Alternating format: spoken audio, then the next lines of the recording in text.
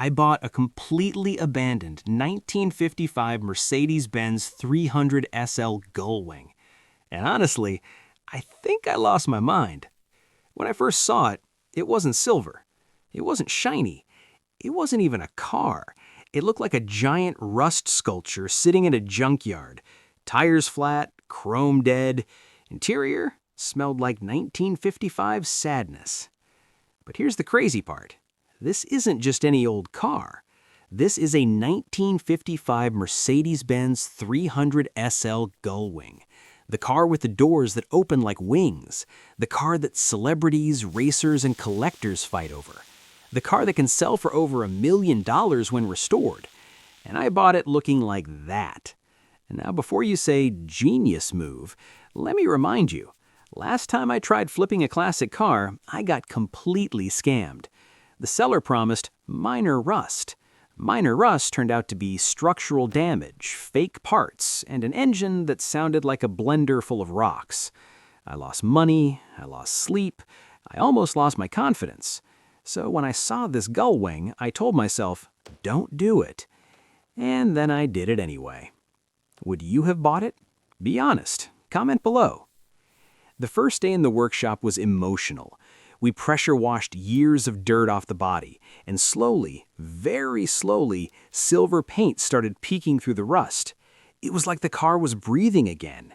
The Gullwing doors barely opened. They screamed louder than my bank account. But when they finally lifted up, even halfway, I felt something. This car still had dignity. Inside, oh man, cracked leather, broken gauges, dust everywhere. I found what looked like a 30-year-old receipt under the seat. This car had stories, and now it had me. We started tearing it apart. Seats out, carpet out, panels off.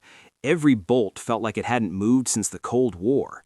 Fun fact, the 300SL was one of the first production cars with mechanical fuel injection. In 1955, that was basically spaceship technology. And here I was, trying to fix it with modern tools and hope.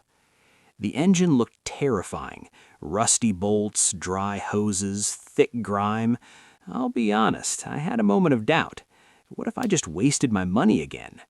But we pulled the engine out slowly, cleaned every piston, polished every part, replaced seals, tightened everything with care.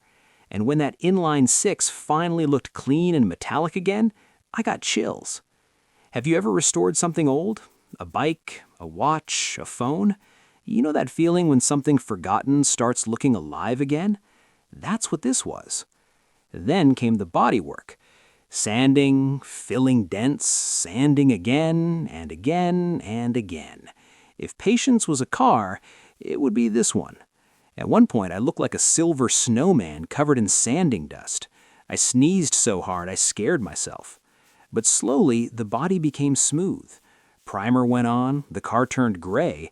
For a second, I panicked. I was like, did I just ruin it? Then the silver paint hit the surface, layer by layer. And suddenly, reflections. Clear coat made it glow. Chrome started shining. The grille looked proud again. I stood back and just stared. Remember when I said I got scammed before? This time I triple-checked everything. Every receipt, every part, every bolt torque. I wasn't letting history repeat itself.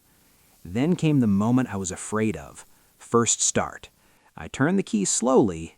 Silence. 1 second felt like 10. Then it coughed, and then it roared gently to life. Not loud, not angry. Smooth, confident, like it never forgot who it was. I actually laughed. I don't even know why. Maybe relief, maybe happiness, maybe shock. The Gullwing doors opened fully, for the first time in decades. And in that moment, it wasn't a junkyard car anymore. It was a legend again. From rust to royalty, from abandoned to admired. So tell me, was it worth the risk? Would you flip this car or keep it forever? Because now I have a problem.